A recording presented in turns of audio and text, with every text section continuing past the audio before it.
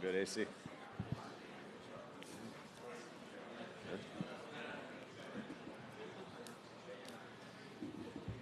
Xander Schauffele joins us now at the 2025 Ryder Cup. Xander, welcome to your third Ryder Cup.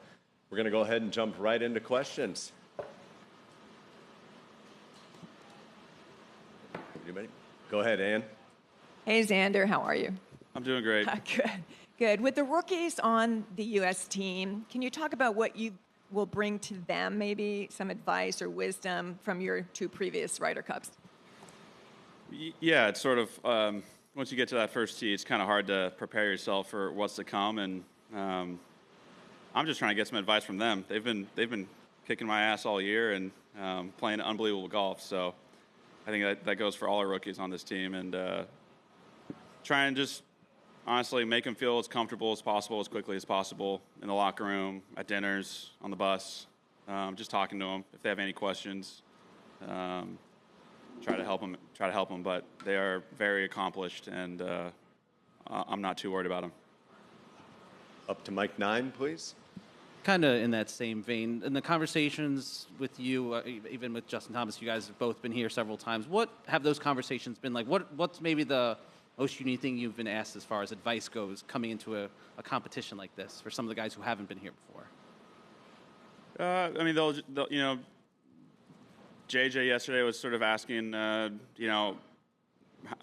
I felt year to year playing in these, and I was happy to tell him. I'm as nervous as anybody when I get to that first tee. I'm as nervous as anyone when I need to hole a putt.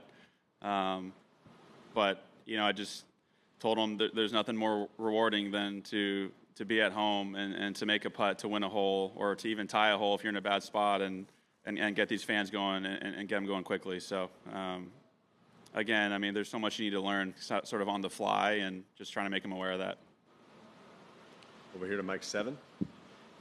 Xander, a couple of questions on the uniqueness of this event. One is the general atmosphere, the songs, the chanting, the banter from the fans. Do you have any particularly fond memories of playing in that environment or interactions with the crowd? Anything that sticks out? The fans are what make this event special.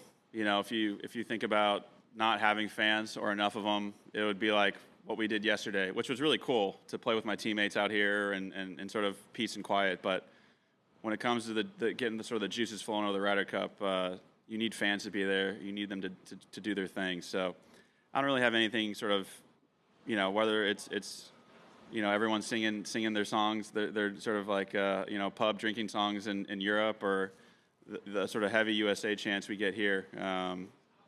I love all of it, to be completely honest. And as a follow-up, I can't think of any other sports event where the whole team comes in for a press conference afterwards. And the atmosphere in the room at that point can be joyful, obviously, or quite funereal. I wonder if you can talk about what it's like to be in those press conferences after these. Yeah, I've been on both sides of it. So it's... I think I've said it before. It's my favorite thing about Ryder Cups, really.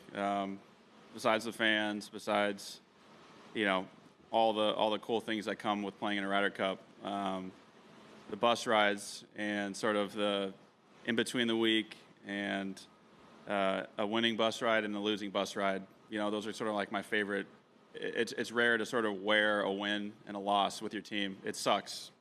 When I blow a tournament on my own, I have to wear that. My team will try and make me feel a little bit better, but nothing feels worse than letting your teammates down. And we get to feel that sort of once a year. At the same time, as you've seen, I also like to celebrate. So nothing's better than celebrating with your teammates when you are able to clip a win.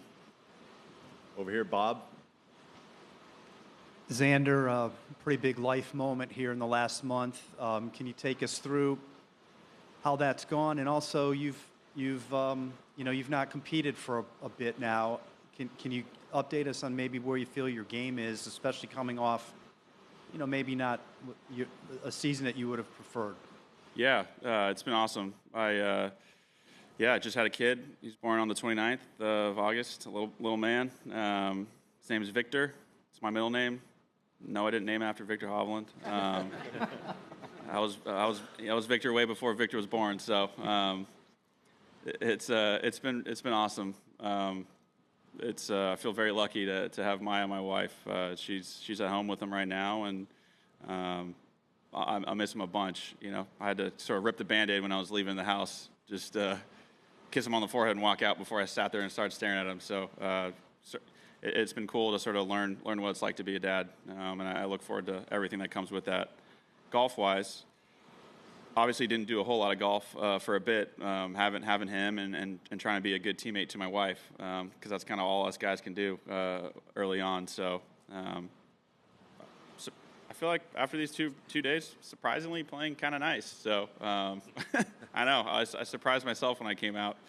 It was funny to get some texts from Cap and a lot of assistant caps that sort of, hey, how you doing? You know.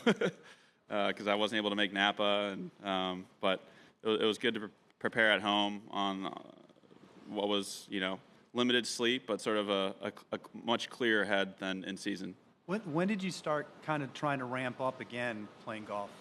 A couple weeks, 2 weeks before. I took about 3 weeks off after the BMW, and I had him on the 29th. So, yeah, it was nice to not think about golf at all, and rest up and try and help Maya and take care of little man. So, yeah. Back up to Mike 9, please. Xander, you were talking a lot about the rookies and their first-timers, kind of how you're not worried and how you still got nervous on the first tee. But what do you remember back in 2021, your first time, playing in Ryder Cup, those emotions? Was there a moment where you kind of realized just how surreal it was, playing in this event? Yeah. Again, the sharing the room, having a locker room, having teammates, having guys to lean on, having guys to pick you up, that's all new. Going out, having music blaring as loud as possible, fans stomping the bleachers, people chanting your name, that's also new. So we don't get to practice that a whole lot, and it's definitely something I don't take for granted. That feeling you get on the first tee, the nerves, all that stuff. Mark, 2. Hey, Xander. I had 2 unrelated questions. One was about a Ryder Cup captain and how much of a difference, you've been in 2 of these now, how much of a difference can a captain make? I mean, obviously you guys have to make the shots, but how much of a difference, for example, can a Keegan make this week? Yeah, I mean, I think every great team has a great leader, and everyone has their own sort of style. And I think Keegan, he knows how fiery and passionate he can be, and he surrounded himself with some calmer individuals at times. But I think as a whole, the captains and the vice captain group are so competitive. Most of them are still playing. So I think when you're removed from the game a little bit, you can sort of talk about what you have done versus kind of what you're doing. And Keegan, just like all the rookies, Keegan's another one of those guys that's been whooping up on me all year. So it's weird that he's kind of not playing in a sense just because he's been playing so well. But I think anyone that's sort of fresh with the sticks at an event like this, he kind of knows what us players need when we need it, whether it's a little bit of a break, more practice, less practice, food, fuel, recovery, all that kind of stuff.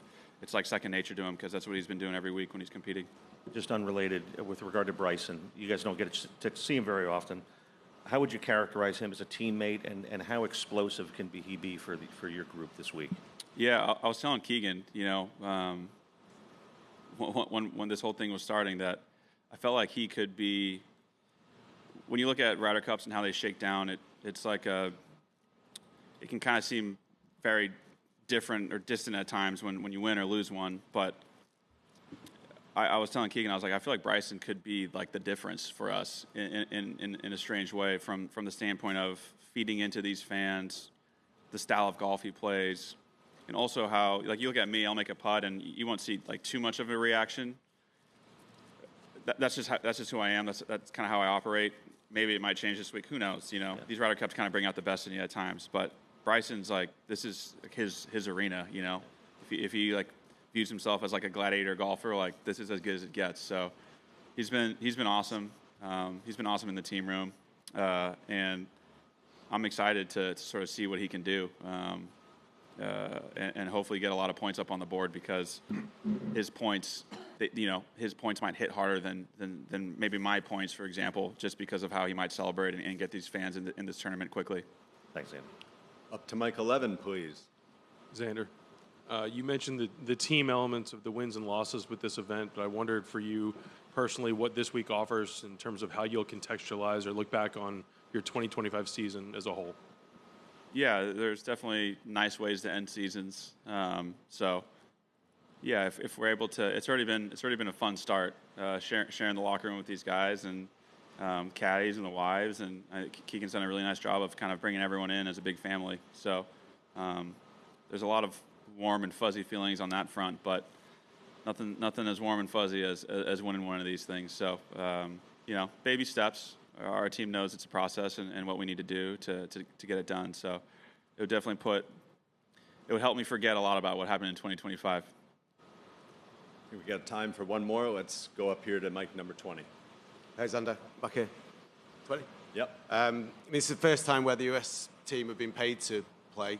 Keegan said yesterday that he's giving the full lot to charity. I'm just wondering, are you giving the full lot to charity as well? Yeah, that's my plan. I think sort of being a product of the PGA Tour, if there's one thing besides competing at a high level that it's taught me, is to sort of have a positive impact on the areas that you're in. And I don't see why this would be any different. So, there's a lot of pride that comes into playing in one of these. And yes, we're happy to get paid for this. And yes, I plan on donating it. It's something that, selfishly will make me feel good about what I do. And a quick follow-up, do you think the American fans care that you've been paid as a team? You guys keep talking about it and trying to make it this negative thing. It's whatever everyone views it as. I don't think I'd be sitting up on this stage if I didn't have a positive attitude. And I try to look at this in the most positive of lights as possible. Opportunity to do some good, which isn't always the case. So, again, selfishly, if we're able to impact some of the local communities and charities here, I think that's what should happen. So, yeah. Thanks for your time, Xander. We appreciate it. Thank you.